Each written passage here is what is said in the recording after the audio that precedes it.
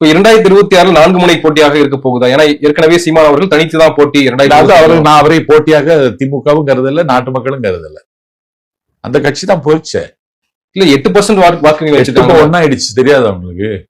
ஸ்டாலினை சந்தித்ததும் அரசியல் பேசுபொருளாச்சு. அவர் ஏன் திடீர்னு சந்திச்சதை நான் வரவேற்கிறேன். ஒரு நாகரிகம் கருதி சந்திப்பு.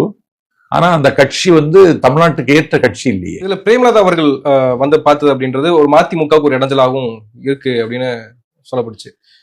பிரேமலதா அவர்கள் தேமுதிக உள்ள வந்துருச்சுன்னா மதிமுகவே எல்லாம் இனியா இந்த கூட்டணியில இருக்குன்னு நானும் நம்பல.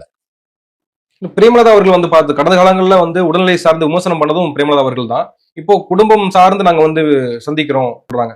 ஆனால் இது வெறும் அரசியல் இல்லாம மட்டுமே வெறும் அவங்களுக்கு திமுகவில் இணைந்து பணியாற்றுவதற்கு ஒரு ஆர்வம் வந்துடுச்சு. அதனால அந்த கட்சிக்கு ஒரு மரியாதையை அண்ணன் ஸ்டாலின் கொடுத்தாக வேண்டும்.